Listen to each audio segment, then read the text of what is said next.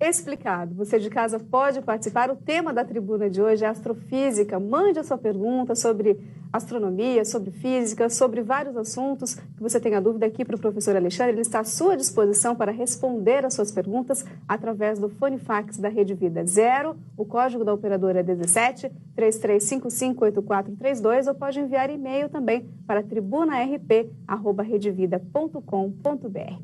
Eu peço para a Andréia Mello fazer a próxima pergunta. Você falou, eu morei em Varginha e é duro falar para uma pessoa de lá que não existe, é complicado. Mas agora, voltando um pouquinho mais a falar de estrelas, a gente sabe, e muitas pessoas comentam isso, olhar para o céu é ver o passado. Realmente, professor, explica um pouco disso para a gente, para poder entender mais um pouquinho sobre anos-luz, a luz da estrela, olhar esse passado olhando para o céu. Perfeito. Olha, toda vez que a gente olha para o céu, de fato, nós contemplamos o passado.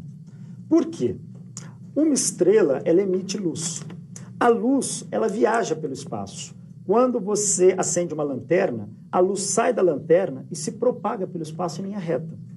A luz, ela tem uma velocidade definida. Essa velocidade, ela é medida no espaço vazio, ela vale 300 mil quilômetros por segundo.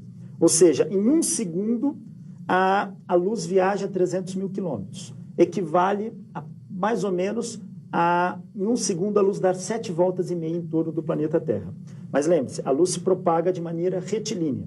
Então, quando uma estrela, como o nosso Sol, emite luz, a luz viajando a 300 mil quilômetros por segundo, significa, um segundo, ela viaja 300 mil quilômetros. Em 2 segundos, 600 mil quilômetros. Em 3 segundos, 900 mil quilômetros. Então, se um observador estivesse a 900 mil quilômetros dessa estrela, ele veria a luz chegar até ele 3 segundos depois que ela partiu da estrela. Lembrando que o que nos permite enxergar o mundo é o nosso sistema de visão. Mas o sistema de visão funciona pela interação com a luz. Se não tiver luz, não é possível enxergar. E quando você olha para uma estrela, você só vai enxergar essa estrela quando o feixe de luz que saiu da estrela atingiu o seu olho.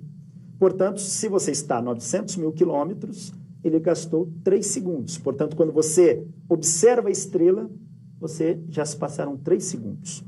No caso do nosso Sol, ele está longe o bastante para que a luz saia dele e leve 8 minutos para chegar à Terra. Nesse caso, quando você olha para o Sol, você está vendo uma imagem de 8 minutos atrás. A Lua, a luz que a Lua reflete para a Terra, ela nos produz uma imagem de 1,25 segundos atrás. Tirando o nosso Sol, a estrela mais próxima do planeta Terra, ela está a 4 anos-luz de distância. O que significa ano-luz? Ano-luz é a distância que a luz percorre durante um ano. Desta maneira, essa estrela, a luz parte de lá e gasta 4 anos para chegar aqui. Então, quando eu observo essa estrela, eu estou tendo uma imagem de 4 anos atrás. Se essa estrela apagar hoje, eu só vou deixá-la de vê-la daqui a 4 anos. Nós temos estrelas de 10 anos-luz de distância, nós temos estrelas de 100, de 1.000, de 10 mil, de 1 milhão, 1 bilhão de anos-luz. Ou seja, você está observando a imagem de uma estrela de 1 bilhão de anos atrás.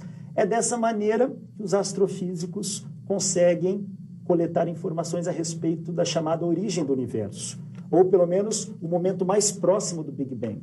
Por quê? Porque você detecta objetos de quase 10 bilhões de anos-luz. Ou seja, você está detectando uma imagem de 10 bilhões de anos atrás, que é uma imagem que, dentro dos modelos cosmológicos, está próximo da idade do universo. Então, a luz, ela sempre leva um tempo para partir de um ponto e chegar no outro. Então, tudo que nós observamos é passado.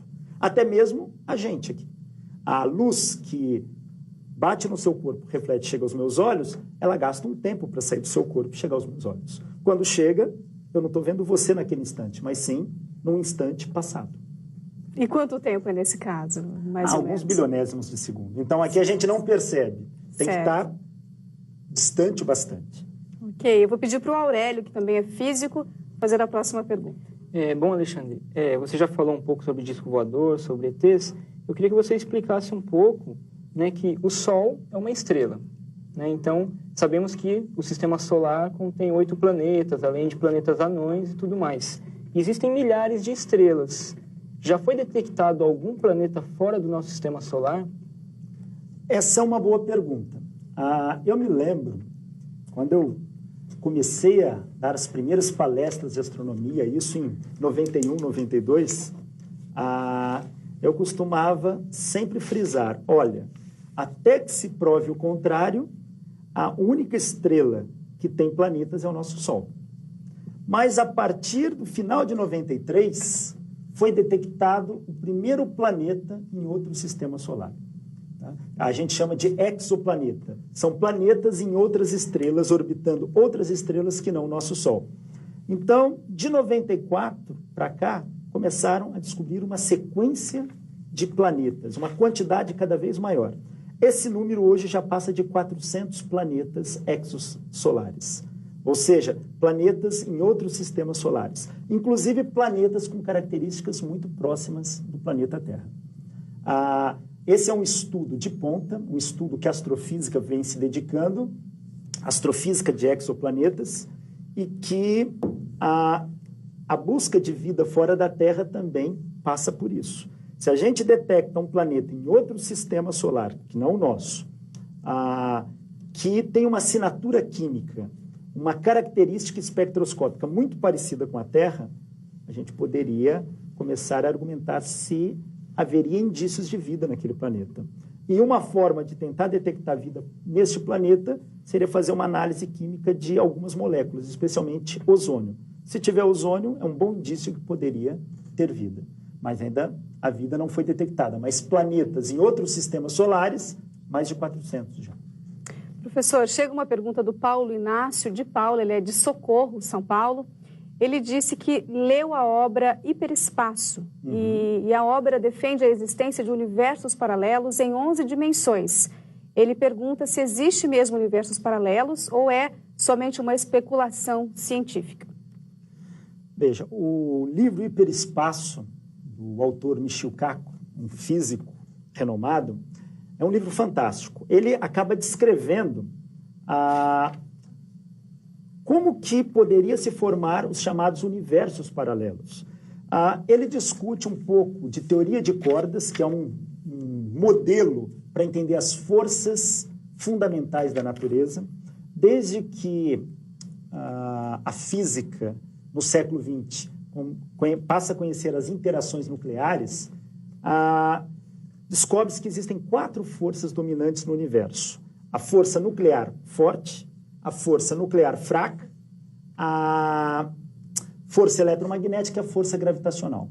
O sonho dos físicos era desenvolver algum tipo de equação que pudesse unificar essas 4 forças numa única força, um único modelo.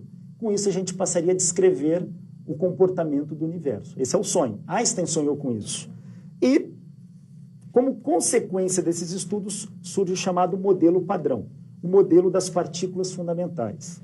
E um modelo concorrente a esse é o modelo de teoria de cordas, onde as partículas que compõem a matéria seriam como se fossem cordas que vibram com uma dada frequência, dando origem a uma família enorme de partículas. O problema é que esse modelo de cordas, a partir da década de 80, ele foi reformulado, hoje chamado de supercordas, ele prevê um universo em 11 dimensões. O que seriam 11 dimensões? Nós temos 3 dimensões espaciais. Além das 3 dimensões espaciais, nós temos uma dimensão que é o tempo. Este modelo prevê mais 7 dimensões espaciais. Então, isso é uma previsão do modelo. O que é um modelo? Modelo é aquela imagem que você cria para poder explicar um dado fenômeno. Um modelo físico é um conjunto de equações que vai descrever o comportamento da natureza que você está analisando. O nosso modelo de teoria de supercordas, ele prevê que o universo tem 11 dimensões. Mas, em física, quem dá a palavra final é a experiência. A experiência não confirmou isso ainda. Esse é um sonho. Temos agora um acelerador de partículas muito potentes, que é o LHC, que voltou a funcionar. Com esse sistema em funcionamento, seria um bom momento da gente começar a testar as previsões do modelo. Porque quando um modelo científico é bom? Ele é bom quando explica bem um fenômeno e te dá condições de prever novos fenômenos, na qual você possa testá-los. A teoria de cordas ainda não conseguiu dar evidências para que você possa desenvolver experimentos. Então, por enquanto, é uma especulação científica. Muito gostosa de se estudar, mas ainda está no campo da especulação. São modelos que a gente pode dizer, mas a experiência não confirma 11 dimensões. Até o momento, nós temos definidos 4 dimensões, 3 espaciais e 1 temporal. Mas, se um dia vier a ficar provada a existência de outras dimensões espaciais, isso trará implicações tecnológicas e até mesmo filosóficas para a humanidade.